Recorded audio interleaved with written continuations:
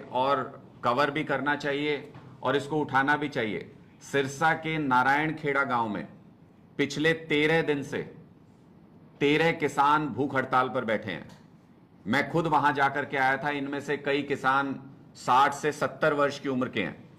3 किसान हॉस्पिटलाइज हो चुके हैं और हॉस्पिटल में ही अपनी भूख हड़ताल को जारी रखे हुए हैं, आगे चला रहे हैं। इनमें से 2-3 किसान तो जिनकी उम्र 70 साल के आसपास है, ऐसे हैं कि अगर उनकी हेल्थ डिटेरियोरेट होती है तो रिकवरी लगभग नामुमकिन हो जाएगी, पॉसिबल नहीं होगी। लेकिन सरकारी अधिकारियों के, मंत्रियों के, विधायकों के कान पे जूं तक नहीं रेंग रही।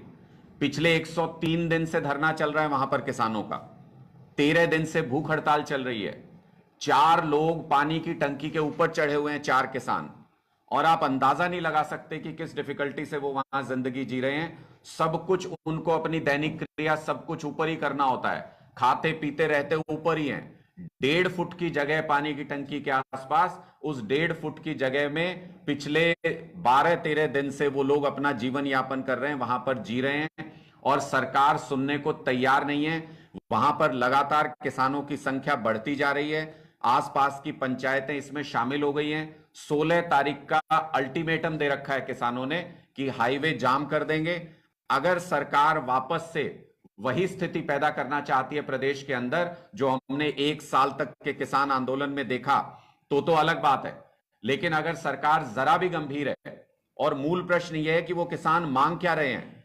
वो कोई अनैतिक चीज नहीं मांग रहे हैं, वो सरकार से कोई फेवर नहीं मांग रहे हैं। वो 2022 का अपना बीमा क्लेम मांग रहे हैं, जिसके लिए उन्होंने सारी प्रीमियम राशि भरी हुई है।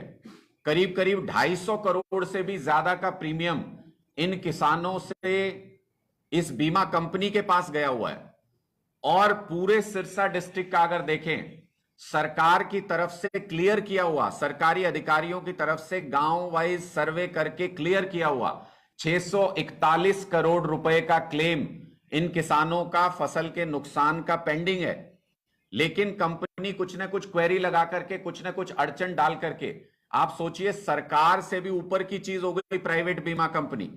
और ये सरकार उसको किस तरीके से फेवर कर रही है, इसका अंदाजा आप लगाइए कि ऐसी कंपनी को ब्लैकलिस्ट करने की बजाय इस कंपनी को अगले 3 साल के लिए पूरे हरियाणा को 3 क्लस्टर में डिवाइड किया गया, डिस्ट्रिक्ट बांट दिए गए 3 हिस्सों में।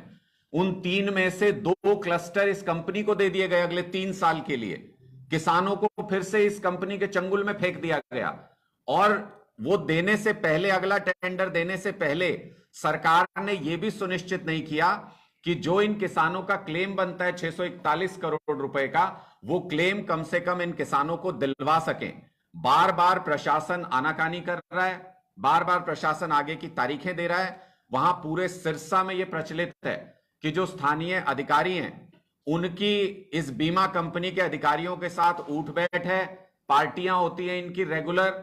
और बीमा कंपनी ने सरकारी अधिकारियों के साथ साथ सरकार के मंत्रियों को, सरकार को मानो मैनेज कर लिया है कि किसानों की बात सुनने को सरकार तैयार नहीं है। और आजादी के दिवस की पूर्व संध्या पर किसान मीटिंग करके वहां यह फैसला ले रहे हैं कि 15 अगस्त के तुरंत बाद 16 अगस्त को नेशनल हाईवे जाम करके बैठ जाएंगे। तो आप समझ सकते हैं कि कैसी टकराव की स्थिति उत्पन्न हो रही है। मैं मुख्यमंत्री जी से ये